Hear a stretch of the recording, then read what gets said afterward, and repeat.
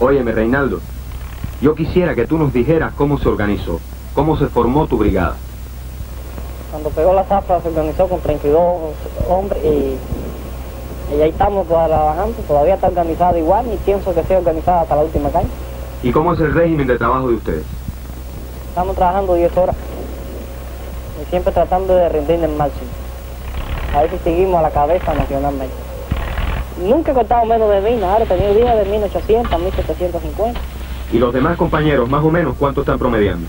Y ahí no ha habido compañeros que han habido días que han cortado mina, Robert.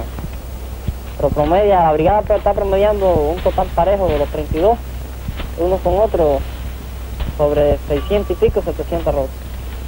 Óyeme, ¿podrías decirnos los nombres de los compañeros de la brigada? Está Esteban Cabrero, Oscar Lego, José Márquez, Alberto Hernández, Alberto Molina, Israel Mosquera, Juan Mosquera, Rolando Mosquera, Graciliano Monterrey, Elías Ramos, José Manuel Alfonso, Lázaro Monterrey, Alberto Sosa, Francisco Miranda, Alfonso Quijarroz, Gilberto Molina, Felipe Molina. Totalmente, son 32, pero es que, vaya, todos no lo tengo en la memoria. ¿Qué sentiste al ser designado héroe nacional del trabajo? Bueno, servirse ustedes, cuando yo fui designado héroe del trabajo, sentí un orgullo y una satisfacción muy grande por haber sido el primero en ocupar ese cargo, ya que hasta aquí no había habido emulación, ni se conocía lo que era emulación, ni nada de eso. Pero yo pienso que a través de los años, en este año que viene y los otros próximos años, haya muchos que sepan ocupar el cargo ese conforme lo he ocupado yo en este año. Aquí vive el cubano que sabe más de los orígenes de Cuba, el que ha rastreado las raíces de nuestra música, el que ha escrito el contrapunteo cubano del azúcar y el tabaco, Fernando Ortiz. En Cuba puede decirse que hay tres señores en su historia. El tabaco, que nació en Cuba, el azúcar, que vino del Asia, y el café, que vino de África. En cuanto al azúcar, la trajo Colón. Cuando vino a Cuba, en su segundo viaje, trajo cañas de azúcar de las Islas Canarias. Las sembró enseguida. A los 10 días las vio nacer y crecer. Poco tiempo después le escribió a los reyes católicos que el azúcar le darían un gran porvenir de riqueza a todas estas nuevas Indias. Sobre todo en el azúcar, lo más indispensable, aunque ello parezca mentira, ha sido históricamente la esclavitud. Donde no ha habido esclavitud, músculos numerosos y potentes, no ha podido mantenerse ni fundarse la industria azucarera. En las Antillas, desde que llega Cristóbal Colón, aparece el problema de la esclavitud.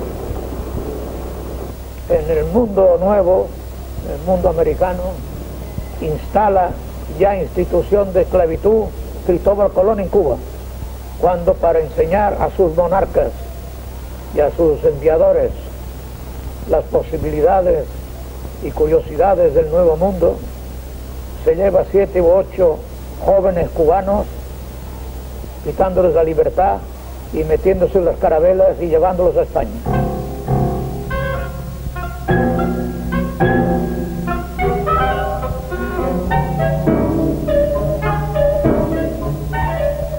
Sobre habitantes que creían estar en el paraíso, cayeron hombres de presa dispuestos a enriquecerse por todos los medios. Saquearon, violaron, extinguieron a quienes vivían en esta tierra. Arrancaron a otros de la suya para echarlos a trabajar y morir en esta. Eso se llamó la conquista. En medio de violencia se empezaría a hacerse el cubano. En casi toda Europa, el período esclavista concluyó hace más de 1000 años. En Cuba, todavía viven hombres y mujeres que recuerdan haber sido esclavos. Mi mamá era africana. yo nací a Cuba. Mi hermano, yo solo quedaba.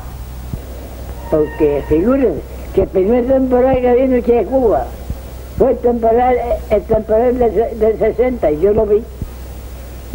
Mi mamá era esclava, mi papá también era esclavo, mis hermanas también eran esclavas. Así, cómo no. Mi mamá y mi papá sí fueron esclavos. Y los tíos míos y las tías. Yo fui esclavo, ¿tú me entiendes? Yo trabajaba para el lado. Que si yo bailaba, yo era un temporal para el baile. Los bailes no se me escapaban a mí cuando yo estaba joven. Me veis que mi llamo me empaquetaba bien. Me ponía buena ropa, zapatos. Bueno, sí, ¿no? El lado me tenía echado para dentro. Me estoy que si yo me llegué a casar, era adulta, el montero por ahí. Pica aquí, pica allá. Ahí está.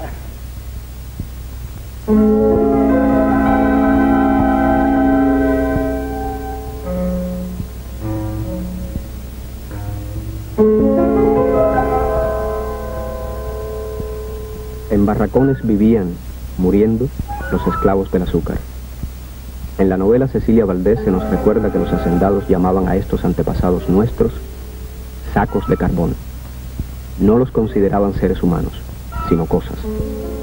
Como cosas los compraban, los trasladaban, los amontonaban. Como cosas los anunciaban en hojas impresas. Así se anunció a nuestros antepasados, y no en un país extraño ni en un tiempo remoto. Aquí, en Cuba, en los periódicos del pasado siglo.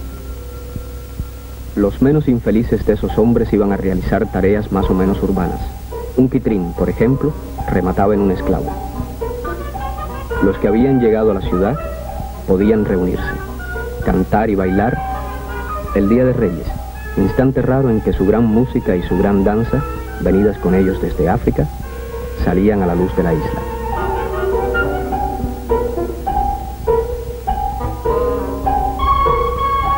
Pero ningún esclavo quedaba exento del castigo feroz.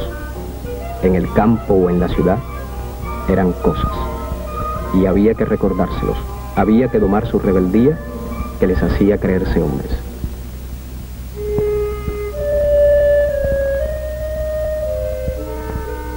Sobre todo porque la industria azucarera solo podía crecer apoyada en la esclavitud masiva.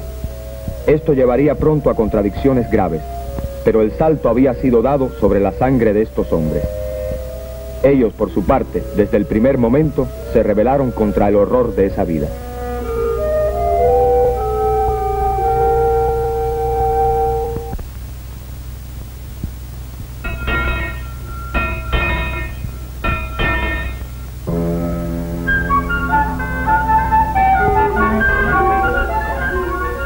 Y cuando aquellas contradicciones estallaron, los más radicales de los hacendados, encabezados en la de Majagua por Céspedes, decretaron la guerra contra España y la abolición de la esclavitud, hace poco menos de un siglo.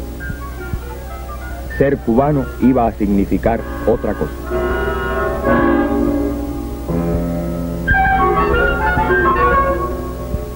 El primer cañaveral lo hizo en la isla Quisqueya o Santo Domingo un catalán, Ballester, probablemente judío.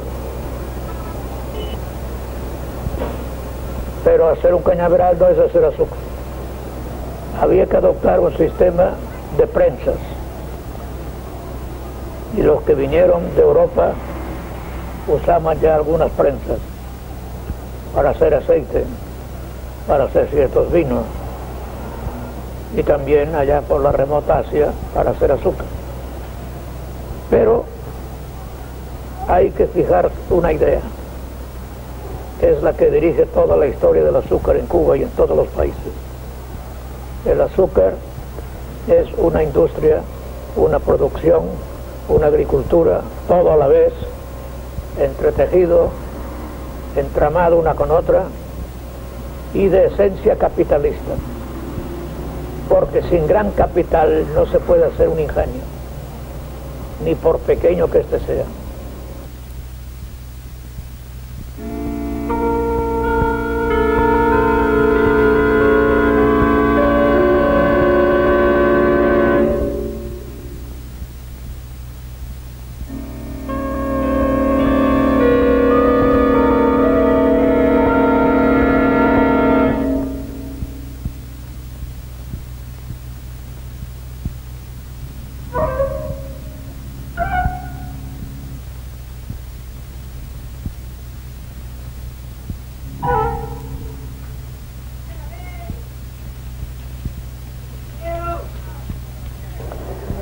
Los ingenios que se hicieron en las Antillas, en Cuba prontamente, aunque no se sepa la fecha exacta,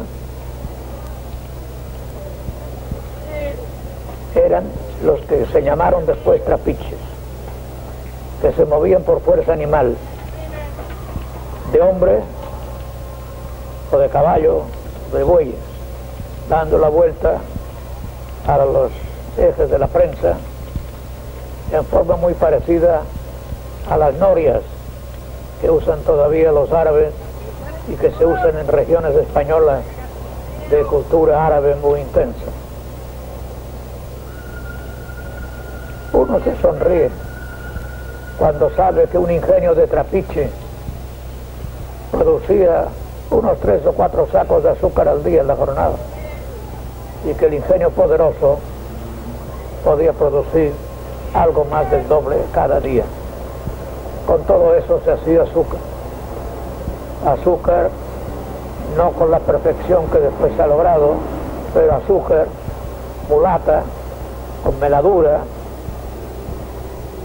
y que se gobernaba en sacos, o mejor en cajas, la madera más barata que el saco entonces, y de aquí se mandaba a España, a Sevilla.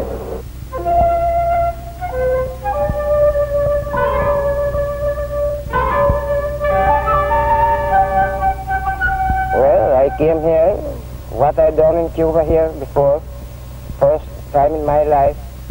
Al esclavo con ese nombre sucedería el esclavo asalariado, traído en pleno siglo XX, por ejemplo, de la cercana isla de Jamaica.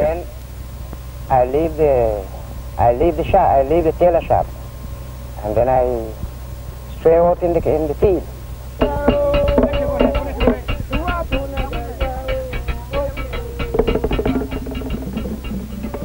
O de Haití, donde empezó la revolución libertadora de nuestra América y que después de dar grandes héroes fue puesta a dar esclavos también, aunque ahora los llamaran trabajadores.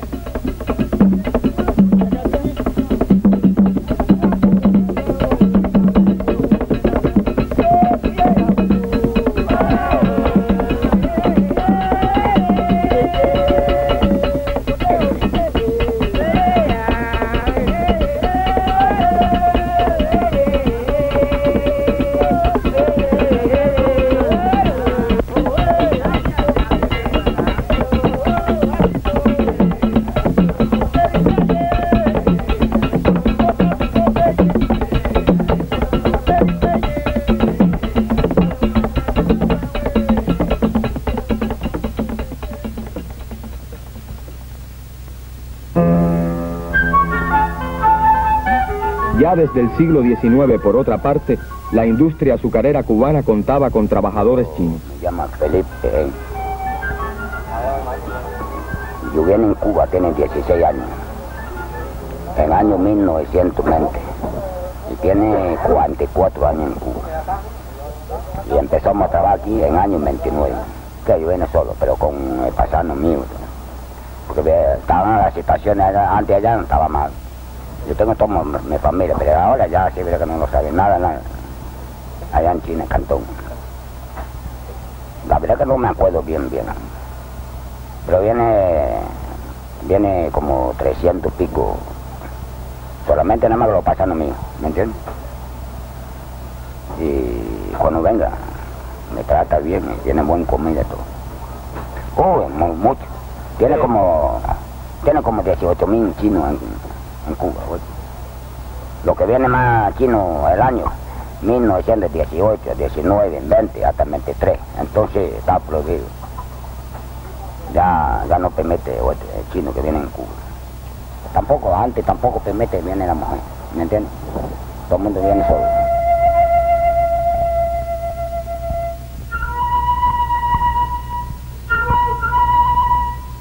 Sobre todos ellos iría aumentando la expansión industrial, que se había acelerado desde que a finales del siglo XVIII empezaron a aplicarse máquinas de vapor para mover los trapiches de los ingenios. Ya en 1850, la producción azucarera fue de 223.145 toneladas. En 1875 alcanzó la cifra de 718.000 toneladas y 20 años después había sobrepasado el 1.000.000 de toneladas. No cabía duda, Cuba era la azucarera del mundo.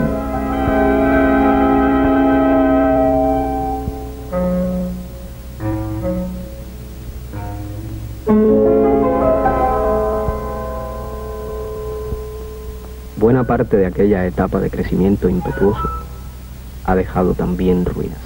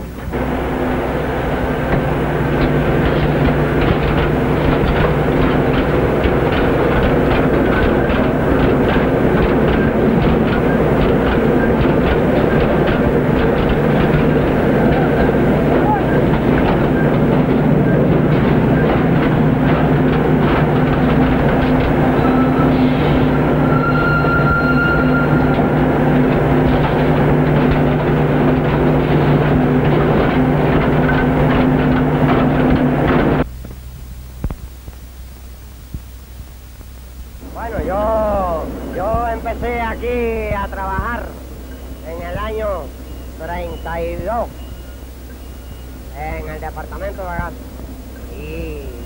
y trabajé aquí de peón de limpieza.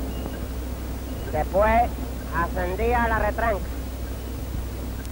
y de la retranca ascendí a la máquina a trabajar y llevo trabajando aquí en todas las máquinas he trabajado y ya en esta llevo unos cuantos años ya trabajando. En cumplimiento del trabajo es lo más que me he ocupado de hacer. Ha tenido buen cumplimiento de trabajo y eso.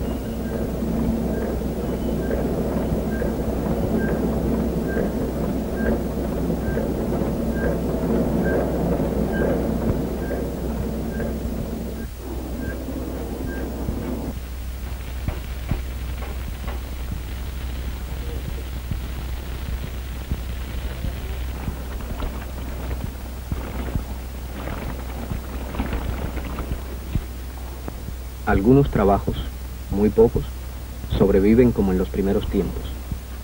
Así en las fábricas de raspadura, cuyos tachos, espumaderas, trenes de pailas, reproducen los métodos más primitivos de elaboración de azúcar.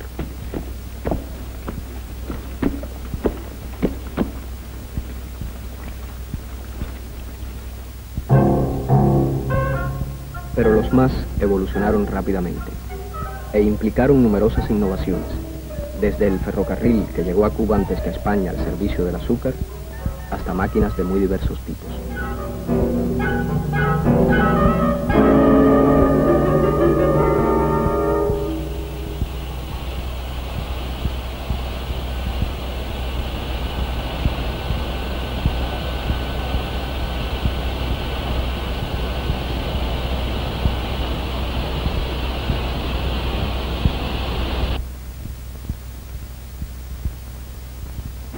Bueno, yo llevo 40 años trabajando aquí y empecé de limpieza y después me pusieron de tiflero y fue de ayudante tacho, de puntista. Y ahora soy jefe puntista del Sur Norte. Cuando yo vine aquí, el ingenio era de 2 tantes. Y fueron ampliando, ¿comprende? Y según fueron ampliando, fueron poniéndole más aparatos. Y ya sucesivamente ya está montado un sistema de que muere casi 1 millón de arrobas.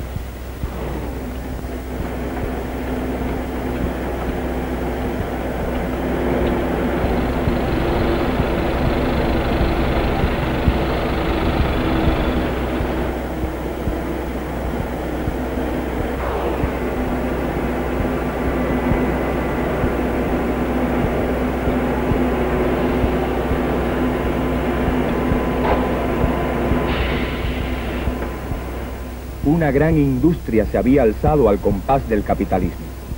Los numerosos ingenios del siglo anterior dejaron el sitio a unos cuantos poderosos centrales. La zafra de 1919 sobrepasa ya los 4 millones de toneladas. En 1925 y 1929, la cifra va más allá de los 5 millones.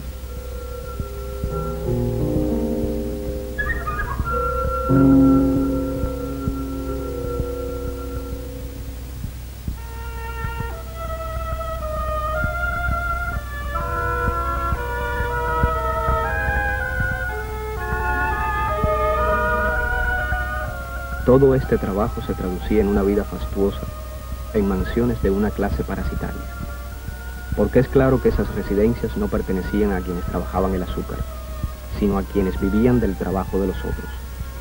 No a quienes conocían del latigazo del sol, sino a quienes medraban en la sombra. A quienes en muchos casos ni siquiera se dignaban vivir en los palacetes del pobre país tropical.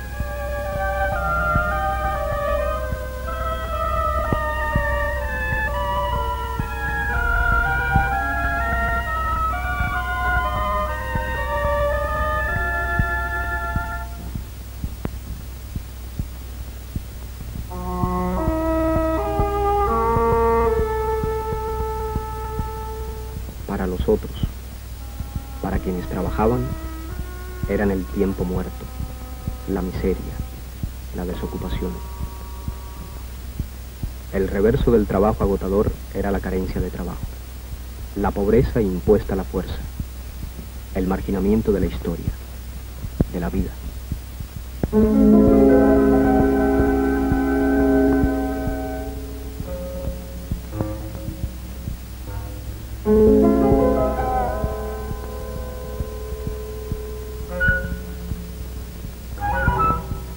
¿Alguna vez, provocado acaso por una calamidad internacional, podía elevarse el precio del azúcar? En Cuba se popularizó el término bíblico, las vacas gordas, para designar esa engañosa y momentánea bonanza en que corría el dinero y todo parecía facilidad, espuma.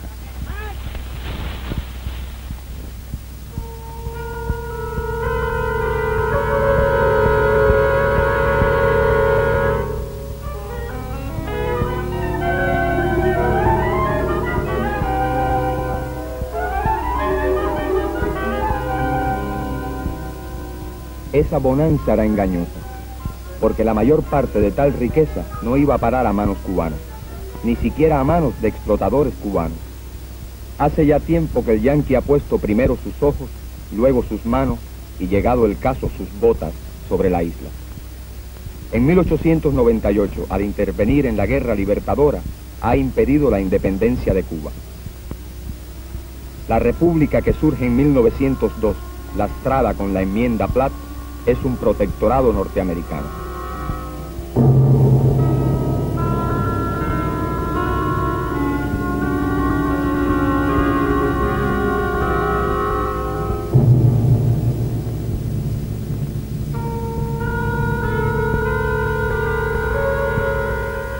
Una y otra vez desembarcan tropas yanquis para defender vidas y haciendas, sobre todo haciendas estadounidenses. El monumento al Maine es símbolo del nuevo coloniaje.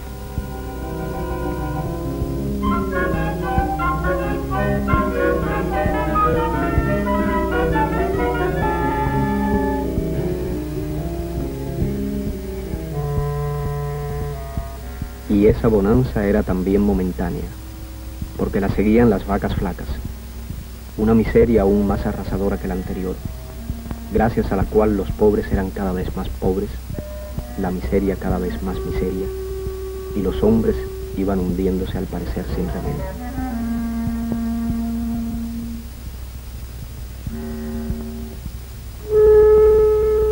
La profunda inestabilidad económica no podía dejar de engendrar una inestabilidad política igualmente profunda. De manera confusa en unos, con mayor lucidez en otros, la República conocerá violentas luchas contra la nueva situación colonial del país.